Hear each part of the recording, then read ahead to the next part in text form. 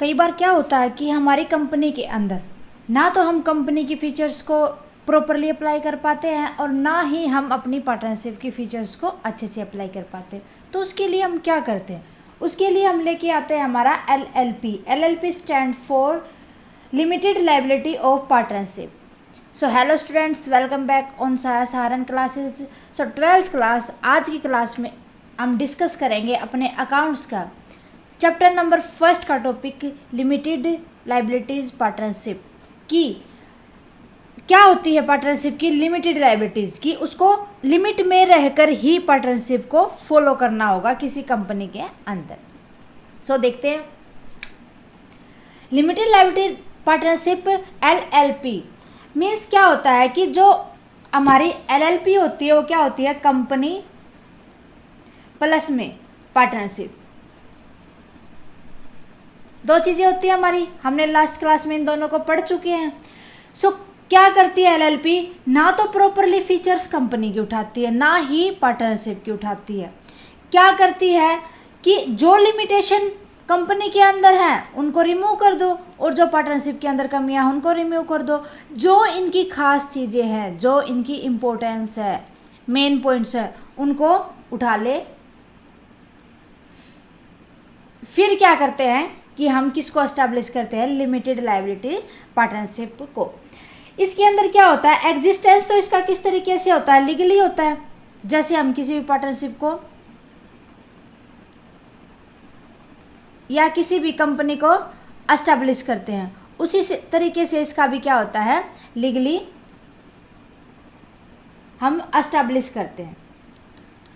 ठीक है, अब देखते हैं इसका मीनिंग क्या होता है। LLP is a corporation business vehicles that enable professional expertise and entrepreneurial incentives to combine or operations in flexible, innovative and effective manners, providing benefits of limited liability while allowing its members the flexible for organizing their internal structure as a partnership। इसके अंदर क्या किया जाता है हमारे business के अंदर कि हम एक ऐसे पार्टनर्स को ले आएंगे जो क्या करेगा, अपनी मर्जी से हमारे बिजनेस के अंदर वो पैसा लगा देगा और जितने जो उसके पहले से डिसाइड किया उसको हम प्रॉफिट एंड लॉस के अंदर क्या कर देंगे, उसको शेयर दे देंगे। बट वो कभी भी हमारा परमानेंट पार्टनर नहीं रहता।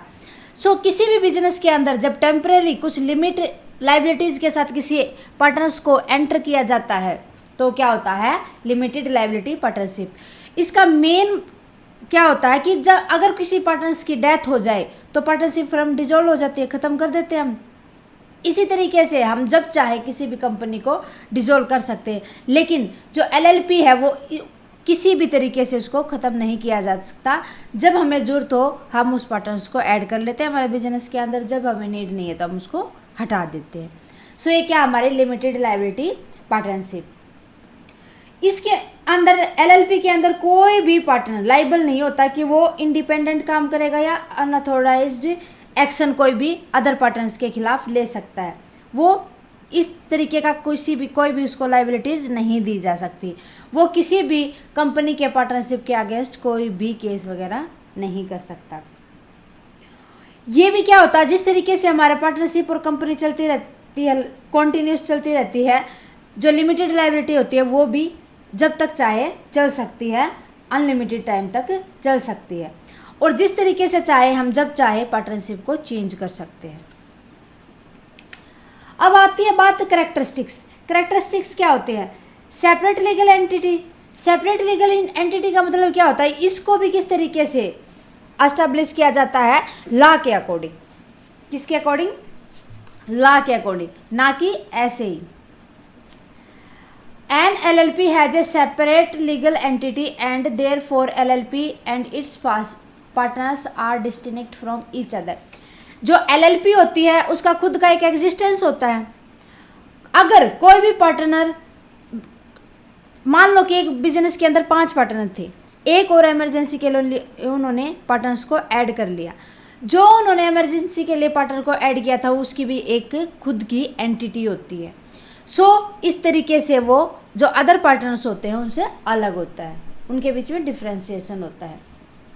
मिनिमम कैपिटल कि जो LLP होता है उसके अंदर जो कोई हम क्या करते हैं, किसी भी पार्टनर्स को ऐड करते हैं तो उसके लिए कोई भी फिक्स नहीं होता कि वो कितनी कैपिटल लेके आएगा और कितनी कैपिटल रखेगा।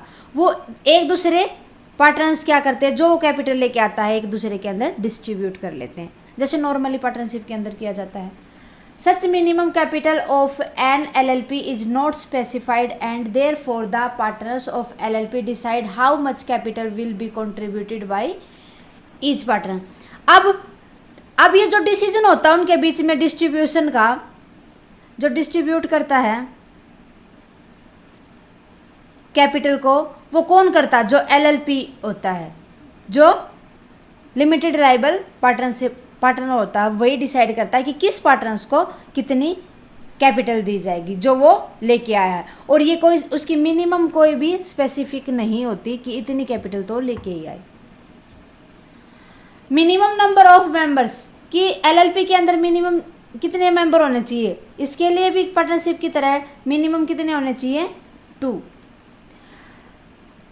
A minimum 2 members are required to establish an LLP who shall also be the designed partners and shall have director identification number DIN number।